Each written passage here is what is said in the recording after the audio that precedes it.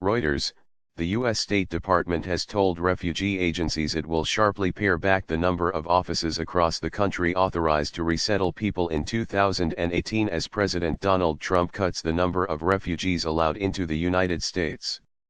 The announcement was made at a December 1 meeting in Washington with State Department officials and representatives from 9 major refugee agencies, several executives of the agencies said. Advocates said the decision is likely to lead to the closure of dozens of resettlement offices around the country, potentially leaving some refugees without access to services that help them integrate into American life. Several state refugee coordinators said they had also been made aware of the closures. Refugee resettlement in the United States is handled by 9 nonprofit agencies that receive funding from the federal government for some of their refugee work.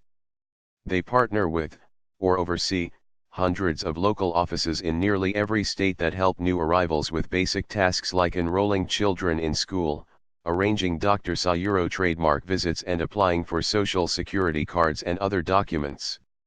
Though the agencies are independent, they must get government approval for where they will resettle new refugees.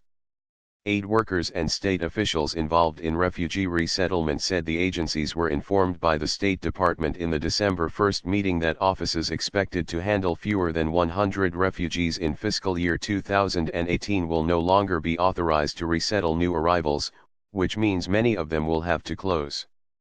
There are about 300 resettlement offices spread across 49 states, and advocates estimate several dozen are at risk, though shuttering plans will not be finalized until next year. The Trump administration has said it wants refugees to assimilate quickly, both to promote national security and so that they can become self-sufficient. Refugee advocates say the closure of local offices will undermine that goal. They say the offices play a crucial role in helping newcomers traumatized from having fled conflict or persecution. Even if no new refugees are resettled by the offices, they still have an obligation to help those already here, they say. If refugees lose access to e-services to help them navigate the processes of registering for school, and English classes and finding a job, that will mean that it will take longer for them to navigate life in the United States and contribute to our economy, said Robert Carey, who directed the Office of Refugee Resettlement under former President Barack Obama. A State Department official confirmed the December 1 meeting and said the agency is looking to reduce costs and simplify management structures to help the U.S. refugee admissions program run in a way that is fiscally responsible and sustainable.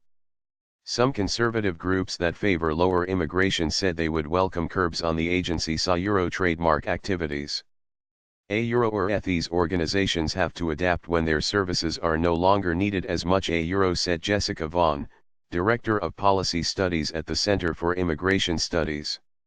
There is no reason to keep funneling money to them. Joshua Meserve, a senior policy analyst at the Conservative Heritage Foundation who formerly worked in refugee resettlement, said that costs need to be balanced against benefits. It is unclear to me if the assimilation gains are great enough to justify the extra expense of funding the smaller agencies, he said. We lost a really valuable partner trademark. The 9 agencies are now trying to coordinate closures so that they can maintain at least one resettlement agency in as many states as possible, several agency executives said. We trademark hoping that they, the State Department, only close sites where there is possible duplication, said Mark Hetfield, president of HIAS, one of the 9 agencies. This is going to have to be a negotiation and a process.